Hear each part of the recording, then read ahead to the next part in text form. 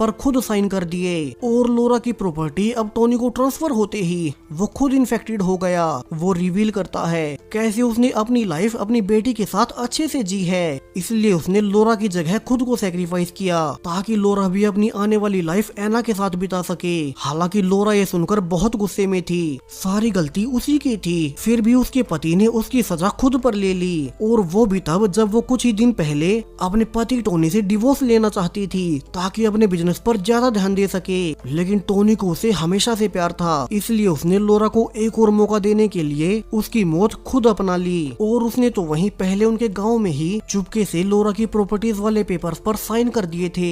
यहाँ टोनी और लोरा एक आखिरी बार एक दूसरे को गुड बाय बोल ही रहे थे कि उन्हें पीछे अपने टेंट से एना के चिल्लाने की आवाजें आने लगती हैं, जहाँ ऐसे हालातों में कुछ लोग एना का गलत फायदा उठाना चाहते थे।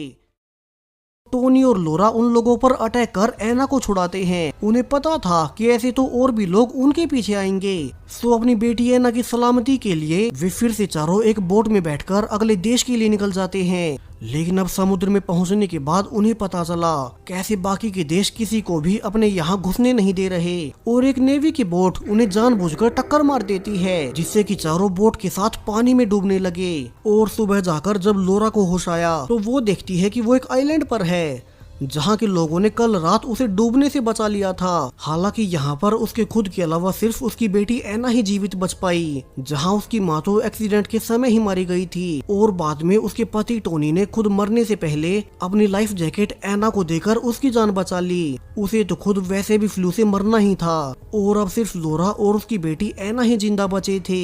लेकिन वे खुशकिस्मती से एक ऐसे आइलैंड पर पहुँच गए जहाँ के बारे में ज्यादा लोगों को नहीं पता, यानी कि यहाँ पर बाहर से बाकी लोगों के ना आने से वे सब यहाँ पर सरवाइव कर पाएंगे। यहाँ आइलैंड के लोगों की एक छोटी सी कम्युनिटी थी, जहाँ के उस फ्लू से बचने के लिए रूल्स बनाए गए कि अब से कोई भी किसी चीज का ओनर नहीं बनेगा। यहाँ सभी के फोन्स और बाकी चीजों को पब्लिक कर दिया गया, जहाँ हर रोज उन्हें रैंडमली अलग अलग लोगों में एक दिन के लिए बांटा जाएगा, जिन्हें की दिन खत्म होने के बाद उस मेंबर को वापस देना होगा। इस तरह से कभी कोई किसी चीज का मालिक नहीं बन पाएगा, और वे सब उस फ्लू से बच जाएंगे। लोरा भी यहाँ पर अपनी बेटी के साथ एक नया जीवन शुरू करती है। यहाँ वो बाकी मेंबर्स के साथ मिलकर खेती करती और अपना और अपनी बेटी एना का पेट भरने लायक खाना जुटाती। वैसे भी बाकी चीजों का डिस्ट्रीब्यूशन तो हर रोज रैंडमली होता है, तो अब कोई किसी चीज का मालिक नहीं बचा। लोरा जो कि शुरू में सिर्फ सफल होने के लिए अपनी पूरी फैमिली को छोड़ने को तैयार थी, उसकी जिंदगी ने इतना बड़ा मोड़ लिया कि उसे खेती मजदूरी करके अपना पेट भरना पड़ रहा है। खुद के लिए तो वो चाहकर भी कुछ नहीं जोड़ सकती।